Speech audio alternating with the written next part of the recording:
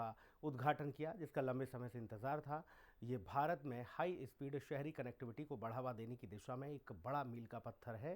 सेवाओं को हरी झंडी दिखाने के बाद मेरठ में एक बड़ी जनसभा को संबोधित प्रधानमंत्री ने किया और साथ ही कांग्रेस पर तीखा हमला किया और पश्चिमी उत्तर प्रदेश में आधुनिक इंफ्रास्ट्रक्चर के बदलाव लाने वाले अवसर पर जोर दिया। पीएम ने कहा कि कांग्रेस पहले से ही नंगी है और उसे और नंगे होने की जरूरत नहीं है। प्रधानमंत्री नरेंद्र मोदी ने शताब्दी नगर स्टेशन से नमो भारत रैपिड रेल और मेरठ मेट्रो को हरी झंडी दिखाई और स्कूली बच्चों और डॉक्टरों के साथ मेरठ साउथ स्टेशन तक गए और यात्रा के दौरान उनसे बातचीत की। उन्होंने लगभग 12,930 करोड़ के विकास प्रोजेक्ट का उद्घाटन और शिलान्यास भी किया। पीएम मोदी ने एआई समिट के विरोध पर कांग्रेस पर निशाना साधा। मोहिउद्दीनपुर में अपने भाषण में पीएम मोदी ने दिल्ली में ग्लोबल एआई समिट के दौरान हाल ही में हुए विरोध को लेकर कांग्रेस पर तीखा हमला किया। उन्होंने आरोप लगाया कि कांग्रेस नेताओं ने एक नाटकीय विरोध प्रदर्शन करके एक इंटरनेशनल इवेंट में नंगी और गंदी राजनीति लाई। उन्होंने कहा, भारत ने दुनिया की सबसे बड़ी एआई कॉन्फ्रेंस होस्ट की और 80 से ज्यादा देशों ने हिस्सा लिया। पूरे देश को गर्व महसूस हुआ, लेकिन कांग्रेस ने एक ग्लोबल इवेंट को गंदी पॉलिटिक्स का अखाड़ा बना दिया। उन्होंने पार्टी पर विदेशी डेलीगेट्स के सामने देश की इमेज खराब करने का आरोप लगाया। बिना लाग लपेट के उन्होंने कहा कि कांग्रेस आइडियोलॉजिकली बैंकरप्ट हो गई है और उस पर बार बार पार्लियामेंट में रुकावट डालने और भारत के डेमोक्रेटिक इंस्टीट्यूशंस को नुकसान पहुंचाने का आरोप लगाया।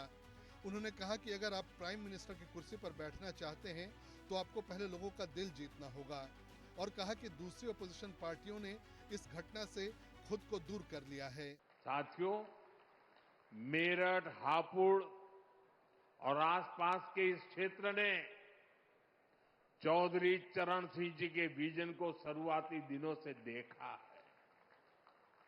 यह हमारी सरकार का सौभाग्य रहा कि हमें चौधरी चरण सिंह जी को भारत रत्न देने का सौभाग्य मिला।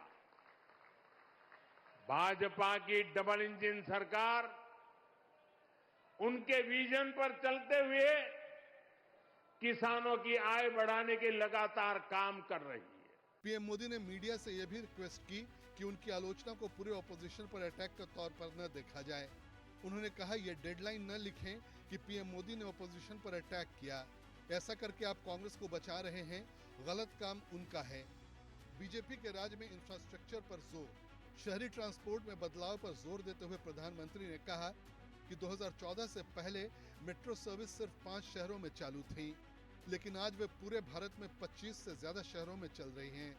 उन्होंने कहा कि भारत अब दुनिया का तीसरा सबसे बड़ा मेट्रो नेटवर्क बन गया है और इसका क्रेडिट बीजेपी सरकार के ट्रांसपेरेंसी और काम पर ध्यान देने को दिया। उन्होंने आरोप लगाया कि कांग्रेस की सरकारों के दौरान इंफ्रास्ट्रक्चर प्रोजेक्ट्स में देरी होती थी और वे करप्शन में डूबे रहते थे। उन्होंने कहा कि पहले प्रोजेक्ट स्कैम में खो जाते थे। आज हम ये पक्का कर रहे हैं कि जिस प्रोजेक्ट की नींव रखें उसका उद्घाटन भी हम ही करें। पीएम मोदी ने जोर दिया कि एक्सप्रेसवे, मेट्रो नेटवर्क और आने वाले जेवर इंटरनेशनल एयरपोर्ट समेत बेहतर कनेक्टिविटी से पश्चिमी उत्तर प्रदेश में रोजगार के मौके बन रहे हैं और इंडस्ट्रियल ग्रोथ को बढ़ावा मिल रहा है। उन्होंने उत्तर प्रदेश को मेहनत और क्रिएशन की जमीन बताया और कहा कि मॉडर्न इंफ्रास्ट्रक्चर समय बचा रहा है, पोल्यूशन कम कर रहा है और सेफ्टी बेहतर कर रहा है, खासकर महिला यात्रियों के लिए। सीएम योगी ने कनेक्टिविटी क्रांति पर दिया जोर। मुख्यमंत्री योगी आदित्यनाथ ने प्रधानमंत्री का स्वागत किया और इसे होली से पहले एक ऐतिहासिक तोहफा बताया। उन्होंने कहा कि 1 दशक पहले मेरठ से दिल्ली जाने में 4 से 5 घंटे लगते थे। इससे रोजाना आना जाना बहुत मुश्किल हो जाता था। सीएम योगी ने कहा कि 12 लेन एक्सप्रेसवे और अब रैपिड रेल के साथ दिल्ली मेरठ से मुश्किल से 45-50 मिनट दूर है। ये उत्तर प्रदेश में बन रहा एक विकसित भारत का मॉडल है।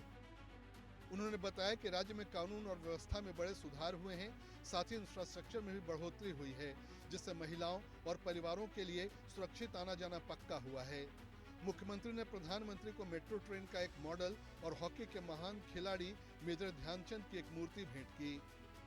आरटीएस और मेरठ मेट्रो के लॉन्च के साथ केंद्र और उत्तर प्रदेश सरकार ने पश्चिमी यूपी को तेजी से उभरते हुए आर्थिक गलियारे के तौर पर स्थापित किया है। इस प्रोजेक्ट से न केवल रोजाना आने जाने में बदलाव आने की उम्मीद है, बल्कि पूरे क्षेत्र में व्यापार, रियल एस्टेट और औद्योगिक निवेश को भी बढ़ावा मिलेगा। ये विकसित भारत की उस आधारशिला का विजन है जिसकी आज पूरी दुनिया में चर्चा है।